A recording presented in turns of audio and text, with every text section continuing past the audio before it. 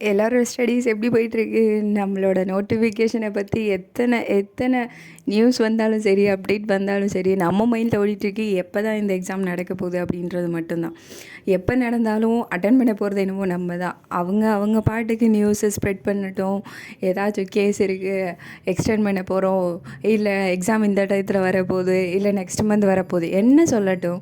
நம்மக்கிட்ட நம்ம full and full ப்ரிப்பேராக நம்மளோட வரப்போகிற எக்ஸாமுக்கு நம்ம ப்ரிப்பேராக இருந்தோம் அப்படின்னா எதை பற்றியும் பேனிக் ஆக தேவையில்லை, எதை பற்றியும் யோசிக்க தேவையில்லை, எதை பற்றியும் டிஸ்டர்ட் ஆக தேவையில்லை, எதுவுமே தேவையில்லை. கான்ஃபிடெண்ட்டாக படிங்க, இந்த எக்ஸாமை நம்ம தட்டி தூக்குறோம் அப்படின்றது சொல்லிட்டு this is me your sister. Welcome back to another episode of PDJ journey. உங்கள் எல்லாத்துக்கும் நான் ஒரு விஷயம் சொல்லவா? என்ன ஆகிட்டு அப்படின்னா, டேட் எக்ஸ்டெண்ட் ஆக போகுது அப்படின்ற ஒரு நியூஸ் வந்து இப்போ ரீசெண்டாக வந்துச்சு. இதுக்கு முன்னாடி என்ன வந்துச்சு? மெமரண்டம், நாங்கள் வந்து எக்ஸாம் வந்து ஜூன் 3rd வீக் இல்லைனா 4th வீக்கில் எக்ஸாம் வரும் அப்படின்ற மாதிரி வந்துச்சு. இதுக்கு முன்னாடி என்ன வந்துச்சு? ஏஜ் ரிலாக்ஸேஷன் வேணும் அப்படின்னு சொல்லி கேஸ் ஃபைல் பண்ணியிருக்கிறது வந்துச்சு. இதுக்கும் முன்னாடி எல்லாத்துக்கும் முன்னாடி முன்னாடி முன்னாடி என்ன வந்துச்சு? எஸ்ஐ நோட்டிஃபிகேஷன் வந்துச்சு. நமக்கு தேவையானது இதில் எது? எஸ்ஐ நோட்டிஃபிகேஷன் மட்டும்தான். நோட்டிஃபிகேஷன் வந்துருச்சு. எப்படியா இருந்தாலும் எக்ஸாம் போட போகிறாங்க. கடந்த ஒரு வருஷமாக நம்ம எதுக்கு ப்ரிப்பேர் பண்ணியிருக்கோம்? ஒரு வருஷமாக இல்லை, நிறைய பேர் வந்து எத்தனையோ இயர்ஸாக ப்ரிப்பேர் பண்ணிகிட்ருக்காங்க.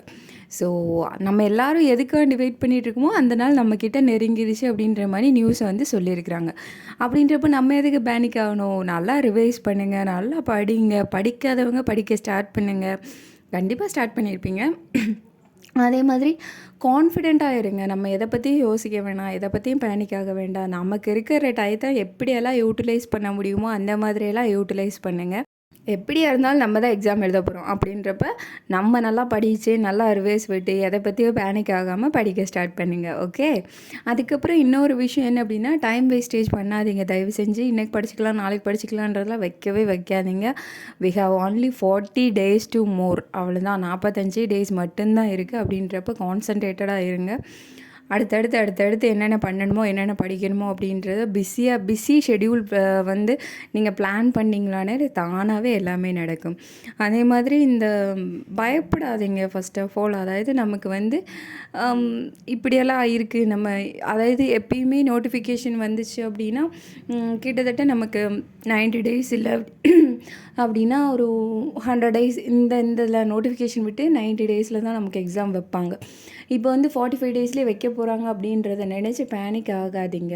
நமக்கு இது வந்தது வந்து சின்ன ஒரு மெமரண்டம் மாதிரி தான் வந்திருக்கே தவிர அஃபிஷியலாக நோட்டிஃபிகேஷனு அதாவது வெப்சைட்லேருந்து இன்னும் எதுவுமே பண்ணலை. இன்றைக்கி இந்த இதில் அதாவது அவங்க சொன்னது 3rd வீக் இல்லைனா 4th வீக் அப்படின்ற மாதிரி தான் சொல்லியிருந்தாங்க. அப்படின்றப்ப நம்ம பேனிக்காக தேவையே இல்லை. 45 days இருக்குது, நல்லா படிக்கலாம்.